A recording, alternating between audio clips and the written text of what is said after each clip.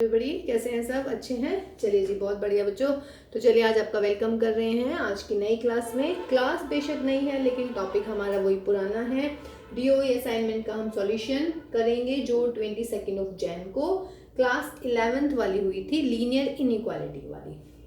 ये आज वाली जो क्लास है बच्चों वो हमारी पार्ट 2 दिया है मैंने, इसका नाम है ना पार्ट 2। वाई?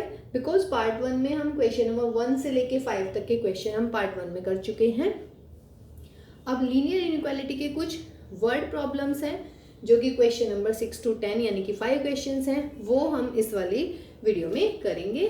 और इसमें जो भी असाइनमेंट का लिंक है वो इस वीडियो के डिस्क्रिप्शन में आपको मिल जाएगा। ओके गाइज, तो देखिएगा फर्स्ट क्वेश्चन है हमारा यानी कि क्वेश्चन नंबर 6 कि एक कंपनी है और एक कंपनी मैन्युफैक्चर्स कैसेट्स। एक कंपनी जो है मैन्युफैक्चर कर रही है cassettes. Its cost and revenue functions are given as respectively. चलिए बेटा, ये क्वेश्चन मैंने लिख दिया है ना। क्वेश्चन इज कि एक कंपनी मैन्युफैक्चर्स कैसेट्स, ठीक। Its cost function and revenue functions are given as respectively. Cost function यानी कि CX that is you given to 26,000 plus 30x and revenue cost function is 43x. Okay guys, now the question is, and where x is what? X is the number of cassettes produced, okay, and sold in a week. ठीक, तो question is how many cassettes must be sold by the company to realize some profit, यानी कि आपको निकालना है इसमें profit. ठीक, देखिए वर्ड प्रॉब्लम ऐसा नहीं है कि आप फर्स्ट टाइम कर रहे हैं। वर्ड प्रॉब्लम आपने इससे जो अर्लियर क्लासेस थी उसमें की हुई है। ठीक, 1 वेरिएबल में, 2 वेरिएबल में, इवन आपने क्वाड्रेटिक में भी वर्ड प्रॉब्लम्स की हुई हैं। तो ये वही वर्ड प्रॉब्लम्स आज हम सॉल्यूशन करेंगे। बट इसमें दिक्कत नहीं, मतलब इसमें चेंज क्या रहेगा, वहाँ पे इक्वल का साइन होता है, यहाँ पर लीनियर इनइक्वालिटी पढ़ रहे हैं तो डेफिनेट सी बात है भाई, यहाँ पर इनइक्वेशंस बनेंगे यानी कि इनइक्वालिटीज आ जाएंगे ना। क्या पूछ रहे हैं क्वेश्चन में कि हमें प्रॉफिट होना चाहिए।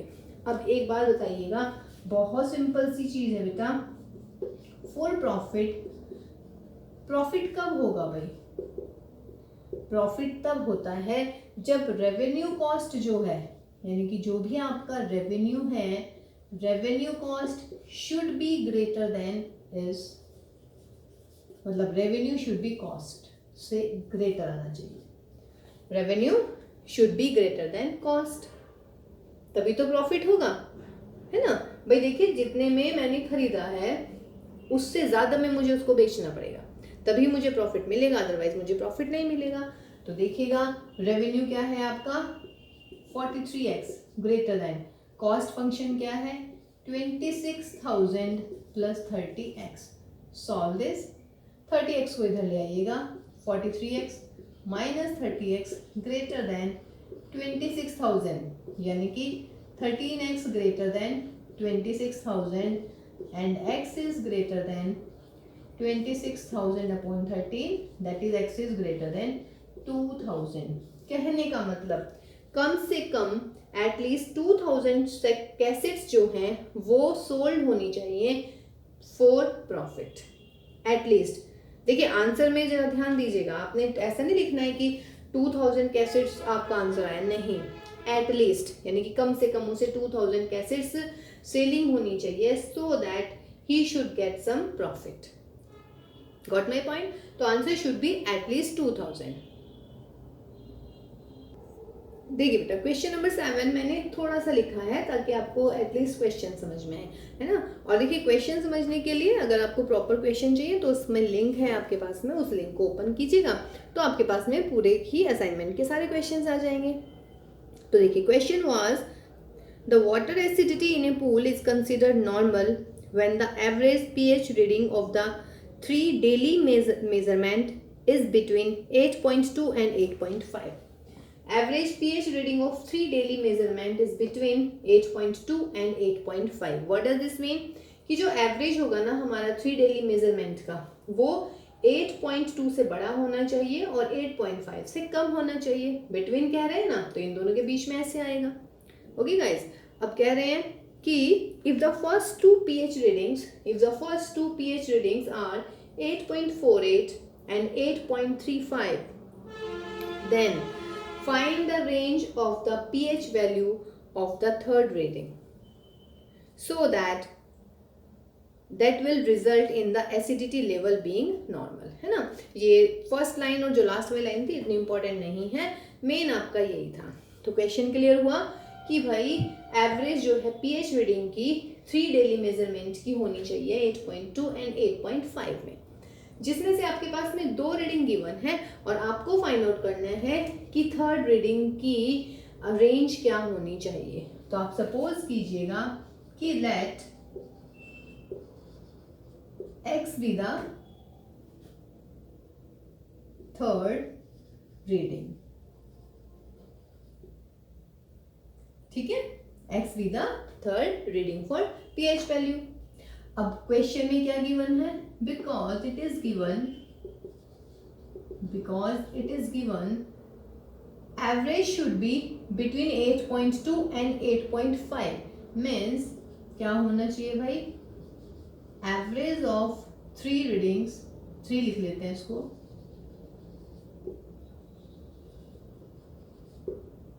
8.2 से तो ग्रेटर है ना, और भाई 8.5 से लेस, बिटवीन, यानी कि 8.2 और 8.5 के बीच में होनी चाहिए।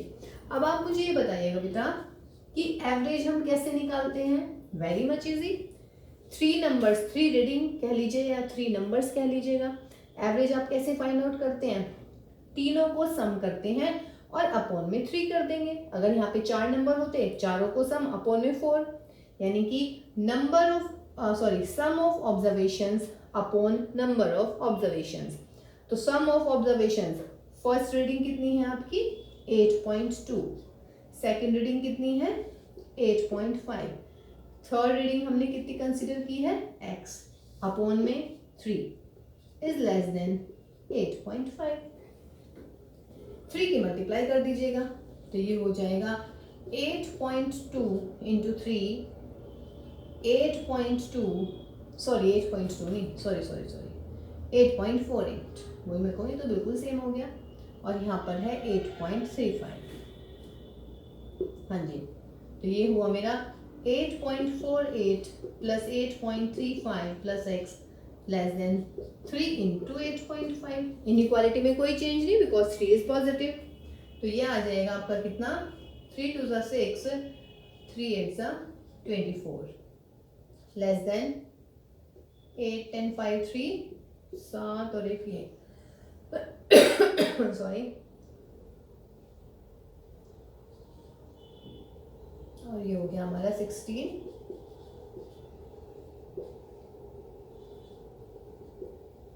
ये हो गया जी 24.6 less than 16.83 plus x less than 25.5। अब क्या करें, 16.83 को माइनस कर दीजिएगा, 24 माइनस 60 कर दीजिएगा, 60 minus 16.83 less than x less than 25.5 minus 16.83, minus कर देते हैं भाई, 10 में से 3 हटाइएगा 7, यहाँ पे 5, 15, 15 में से 8 यानी कि 7, 23 में से ये हो गया आपका 7.7, ठीक है। तो this is less than x, कहने का मतलब सिर्फ सॉल्व करना है। ये हो गया भाई 7, ये हो जाएगा यहाँ पर 6 और ये हो गया हमारा 12, सॉरी 12 नहीं 8। तो ये आपका आंसर आएगा। क्वेश्चन में क्या था, what is the range of the third pH value, है ना, what is the range for the reading for third pH value. तो एवरेज चूंकि बिटवीन 8.2 से 8.5, तो उसका मतलब 8.2 से लेके 8.5 के बीच में एवरेज आ गई 3 रीडिंग की। एवरेज कैसे फाइंड आउट करते हैं, first plus second plus third upon 3। फिर इस इनइक्वालिटी को हमने सिंपल सॉल्व कर लिया है and we will get the range, यानी कि दिस इज द आंसर। देखिए बेटा क्वेश्चन नंबर 8, बहुत ही अच्छा क्वेश्चन है ये, और इसमें ना बच्चे बहुत ही कंफ्यूज हो जाते हैं, आई डोंट नो व्हाई। शायद थोड़ी सी ना इसकी लैंग्वेज इतनी अच्छी नहीं है ना, आपको लैंग्वेज क्लियर नहीं होती है, तो आप थोड़े इसमें कंफ्यूज हो जाते हैं कि भाई कैसे करना है इस क्वेश्चन को, है ना। तो जरा इसको ध्यान से देखिएगा बेटा, बहुत ही अच्छा क्वेश्चन है, इंपॉर्टेंट भी है और ईजी है, ऐसा नहीं है कि बहुत टफ होने वाला है सवाल। तो देखिएगा क्वेश्चन इज, मैंने प्रॉपर लिखा है पूरा, ठीक। A solution of 9% acid is to be diluted by adding 3% acid solution to it. Means अब मुझे एक मिक्सचर चाहिए, है ना, कहने का मतलब मुझे एक सॉल्यूशन चाहिए जिसमें 9% एसिड जो है उसको अगर आपको डाइल्यूट करना है तो उसमें 3% एसिड का और सॉल्यूशन भी ऐड करना पड़ेगा। Now the resulting mixture is to be more than 5% but less than 7% acid. 5% से ज़्यादा होना चाहिए और 7% से कम होना चाहिए एसिड। ओके, नाउ कह रहे हैं कि there is 460 litre of 9% solution, then how many litres of 3% solution will have to be added. ठीक है, तो देखिए सवाल बहुत ही ईजी है, इसको पहले सवाल को समझ लीजिएगा। सवाल में बोला है कि आपके पास में दो टाइप की, दो कंसंट्रेशन वाले सॉल्यूशन है, एक 9% एसिड, दूसरा 3% एसिड। 9% एसिड की जो क्वांटिटी है वो है 460 लीटर। 3% जो एसिड सॉल्यूशन है उसकी वो पूछ रहा है कि हम कितना इसमें और ऐड कर दें इसको डाइल्यूट करने के लिए। ठीक, चलिए, और लेकिन अब ये तो हुआ, उसके बाद में इसने बोला है कि जो रिजल्टिंग मिक्सचर होगा ना वो क्या होना चाहिए, 5% से ज़्यादा होना चाहिए और जो भी एसिड होगा वो 7% से कम होना चाहिए। बस इसमें थोड़ी सी चीज़ ये है। तो सबसे पहले तो देखिए आप, जो इसने कुछ क्या पूछा है इन्होंने, how many litres of 3% solution, तो how many litres of 3% solution आप कंसिडर कर लीजिएगा कि let x liter of 3% solution will have to be added, कोई दिक्कत नहीं है। x लीटर हमने मतलब कि 460 तो है हमारा 9% सॉल्यूशन, 9% एसिडिटी वाला, और भाई x लीटर हो गया हमारा 3% सॉल्यूशन। ठीक है, इसमें कोई दिक्कत नहीं है, जो इसने पूछा था वो हमने मान लिया कि let us suppose that x is that quantity. तो टोटल रिजल्टिंग मिक्सचर क्या हुआ भाई, टोटल आइडेंटिटी ऑफ मिक्सचर क्या हुआ, sorry total quantity of mixture. तो टोटल मिक्सचर इज कितना, 460 तो हमारा था कितने परसेंट सॉल्यूशन का, 9% का, x हमने 3% का जोड़ दिया, तो 460 प्लस x लीटर हो गया मेरा टोटल मिक्सचर। कोई दिक्कत नहीं है इसमें, ठीक है। अब देखिएगा बेटा, अब हम इसमें एसिड कंटेंट निकालते हैं। अगेन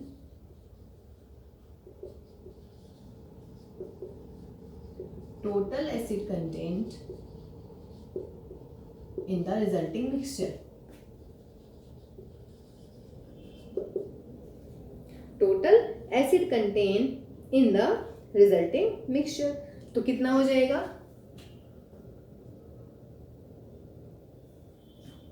अब यहां पर सोचिएगा कि कितना हो जाएगा। अब हम आपको ये बताते हैं, देखिए बेटा, टोटल एसिड कंटेन क्यों निकाल रहे हैं, बिकॉज हमें जो रेंज दे रखी है वो एसिड की दे रखी है कि 5% से ज्यादा होना चाहिए और 7% से कम होना चाहिए। तो अब देखिएगा बेटा, 9% एसिड है हमारा किसमें, 460 में, तो यानी कि 460 इंटू 9%, और भाई x लीटर में कितने परसेंट है, 3%, तो ये हुआ मेरा रिजल्टिंग। ठीक है, आप इसको सॉल्व कर लीजिएगा।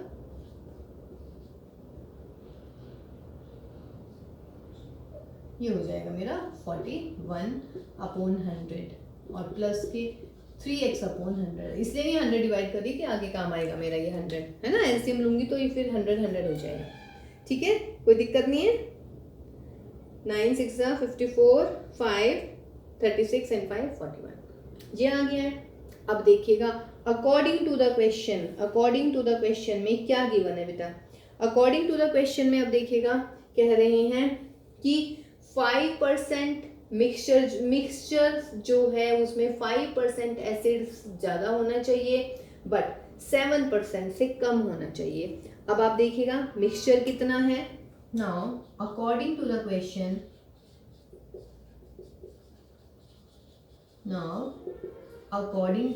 क्वेश्चन, मिक्सचर में जो एसिड है 5% से ज़्यादा होना चाहिए और 7% से कम होना चाहिए।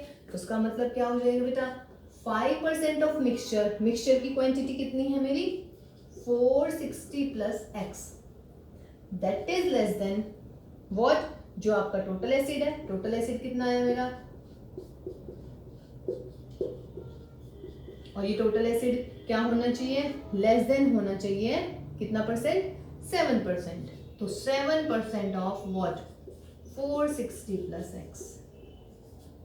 अब इसको सॉल्व कर लेते हैं। तो 5% means 5/100 into 460 plus x less than, LCM ले लेते हैं, 4140 plus 3x upon 100 less than 7/100 into 460 plus x. इसीलिए मैंने 100 नहीं हटाया था।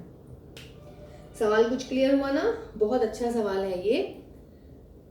2%, एक तो 9% एसिड में मिक्सचर सॉल्यूशन दे रखा है 460, 3% एसिड में हमने सॉल्यूशन मान लिया है x लीटर, तो टोटल मिक्सचर हुआ मेरा 460 प्लस x।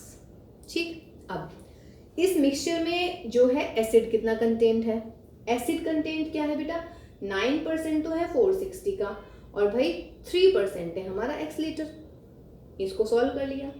अब जो एसिड है, एसिडिटी की क्या दे रखा है इसने कि 5% से मोर होना चाहिए, 7% से लेस होना चाहिए। तो 5% of mixture less than total acidity less than 7% of mixture, ये हमारी एसिडिटी हो गई।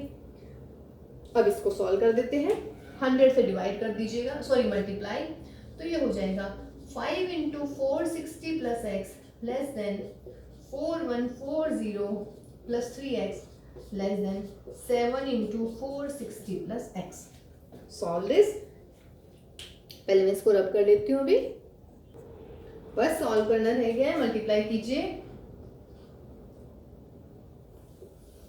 2300 plus 5x less than 4140 plus के 3x लेस देन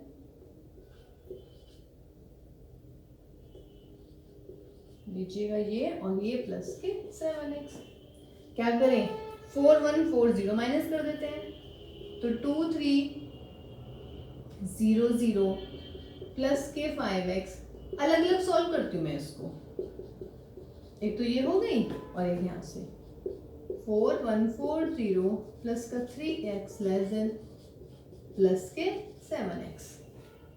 इसको इधर लेके आइएगा, ये ऐसे करते हैं 23 को इधर ले जाइएगा, तो 5x और 3x को मैं इधर लेके आ रही हूँ माइनस के 3x। आप दो स्टेप में भी कर सकते हैं इसको ऐसे। इसमें क्या करें, इस वाले को इधर ले आइएगा, 4140 minus 3220 less than 7x minus 3x। तो ये हुआ मेरा 2x, this implies this implies this implies this implies, कितना हो जाएगा 0482। ठीक है, 2 नहीं 1, कैलकुलेशन में बड़ी मिस्टेक्स हो रही हैं भाई। फिर यहाँ पर कितना हो जाएगा 0 2 और यहाँ पर हो गया मेरा 9।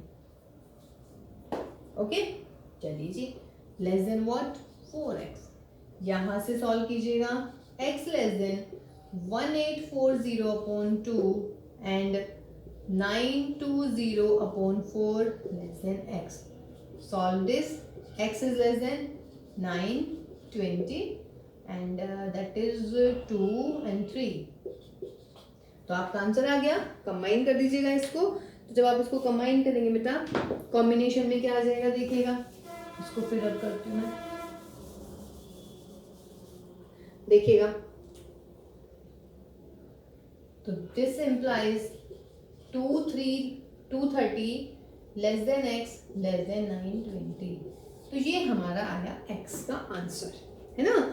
हाउ मेनी लीटर्स मतलब कितना, तो 230 से यदि मैं 920 के बीच में अगर 3% का सॉल्यूशन इस 460 लीटर में जिसकी एसिडिटी है 9% की सॉल्यूशन वाली उसमें ऐड कर दूंगी ना, तो मेरा ये रेंज आ गई 230 से लेके 920 तक। बहुत ही अच्छा क्वेश्चन था, बार बार इसको समझिएगा, अगर कहीं भी डाउट है तो बिल्कुल श्योर होके पूछिएगा बेटा।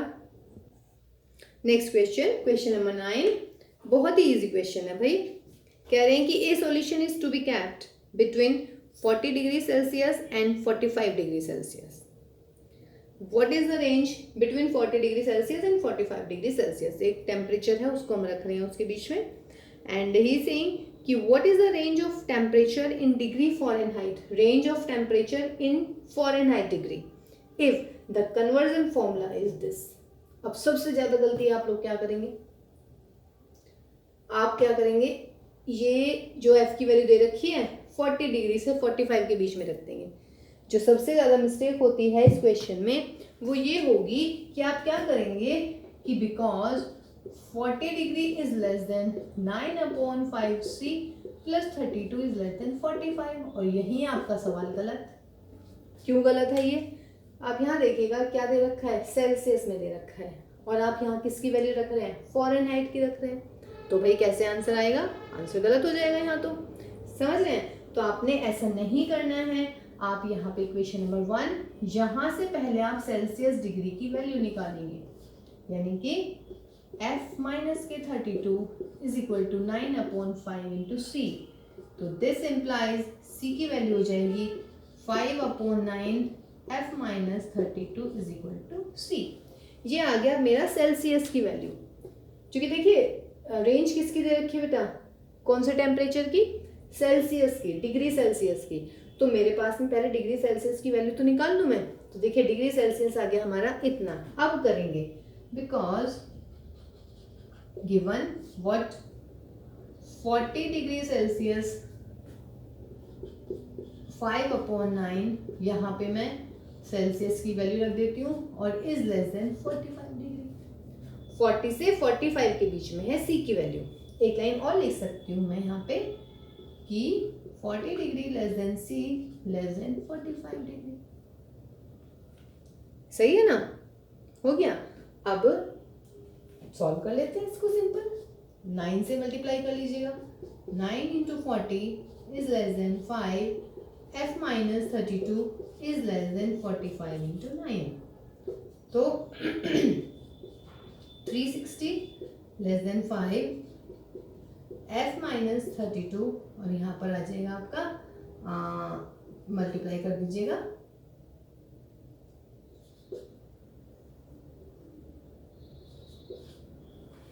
फाइव से डिवाइड कर देते हैं। वैसे मैं यहाँ पे भी कर सकती थी 9/5 से मल्टीप्लाई। अगर मैं 9/5 से कर देती तो यहाँ से ये 5/9 खत्म हो जाता है ना, वो ज़्यादा इजी था, पर चलिए कोई बात नहीं। तो अब मैं इसमें 5 से डिवाइड कर देती हूँ, तो ये हो जाएगा 360/5। या हम कर ही देते हैं, क्यों हम अपने फालतू के स्टेप बढ़ाएं भाई, जब मेरे पास में एक ही स्टेप में आंसर आ जाएगा तो why should I do 3 more steps. तो यहाँ से मैं 5 हटा देती हूँ और 9/5 से मैं मल्टीप्लाई कर देती हूँ, तो 9/5, तो 5 8 जा एंड 5 9 जा, तो that is 72 less than f minus 32 less than 81। तो 32 को इधर करिएगा, तो 72 plus 32 less than f less than 81 plus 32। तो answer will be 104 less than f less than 3 and this Fahrenheit. तो this is your range for Fahrenheit. अगर Celsius degree 40 to 45 के बीच में अगर आप रख रहे हैं सेल्सियस, नॉट फॉरेनहाइट, ये ऑप्शन नहीं करना है। पहले आपको सेल्सियस यानी कि सी की वैल्यू निकालनी है, और बिकॉज 40 से 45 के बीच में सी है, सी की वैल्यू रखिएगा एंड सॉल्व कर लीजिएगा। देखिए कैलकुलेशन में हो सकता है बेटा मल्टीप्लाई में या एडिशन में थोड़ी सी मिस्टेक हो, बट तरीका बिल्कुल सही है। आप वैसे मैं बिल्कुल कोशिश कर रही हूँ कि कैलकुलेशन में मिस्टेक ना हो, बट फिर भी अगर हो जाए तो आप एक बार चेक कीजिएगा। देखिए बेटा question number 10, last question of the assignment. कह रहे हैं कि the longest side of a triangle is twice the shortest side. Longest side of the triangle is equal to the twice of the shortest side. and the third side is 2 centimeter longer than the shortest. So 2 centimeter longer means 2 plus. Okay guys, and the last is if the perimeter of the triangle is more than 166 centimeter, perimeter of the triangle more than 166 centimeter, then find the minimum length of the shortest side. तो आप consider कर लीजिएगा कि let us suppose that length of the shortest side, length of the shortest side is equal to x centimetre. Therefore length of the longest side क्या हो जाएगी, 2 into shortest side यानी कि 2x centimetre, and length of the third side क्या हो जाएगी आपकी भाई, क्या दे रखा है third side, 2 plus shortest side यानी कि 2 प्लस x इतने सेंटीमीटर. तो therefore perimeter of the triangle क्या होता है, पेरीमीटर का formula, perimeter of the triangle, perimeter means sum of the sides will be shortest plus longest and plus the third one. तो कितना आ गया, 2x प्लस x 3 एंड 4 यानी कि 4x plus 2. ये आ गया हमारा पेरीमीटर. अब क्वेश्चन में क्या गिवन है भाई, गिवन जो ट्राइंगल का पेरीमीटर है, perimeter of the triangle that should be greater than 166. तो पेरीमीटर लिख दीजिएगा 4x plus 2 greater than 166.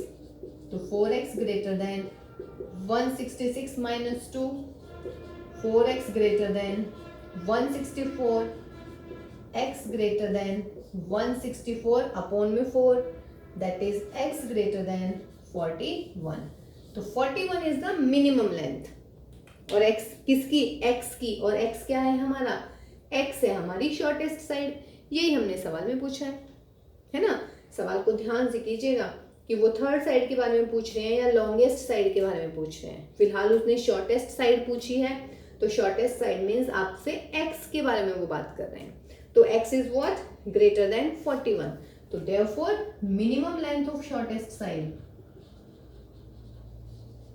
Minimum length of shortest side is what, 41. यानी कि 41 तो होनी चाहिए, उससे बड़ी कितनी भी हो सकती है. ठीक है, तो चलिए भाई ये 5 क्वेश्चन हो गए हैं, यानी कि हमारी असाइनमेंट जो है DOE वाली 22 जैन वाली वो पूरी कंप्लीट हो गई है. तो मिलते हैं हम नेक्स्ट क्लास में. नेक्स्ट क्लास में फिर हम यानी कि कल हम नेक्स्ट वाली असाइनमेंट सॉल्व करेंगे जो हमें 22 यानी कि 29 जैन को जो मिली थी. ठीक है, तो चलिए भाई ध्यान रखिएगा सब अपना, घर पे रहिएगा, सेफ रहिएगा, है ना. कोरोना अभी पूरी तरह से गायब नहीं हुआ है. जितना सेफ रहेंगे, जितना खुद को सुरक्षित रखेंगे, आप सभी को सुरक्षित रख पाएंगे. ध्यान रखिएगा, अच्छे से स्टडी कीजिएगा क्योंकि एग्जाम्स आने वाले हैं. ऑल द वेरी बेस्ट बच्चों for your study and bye bye, take care.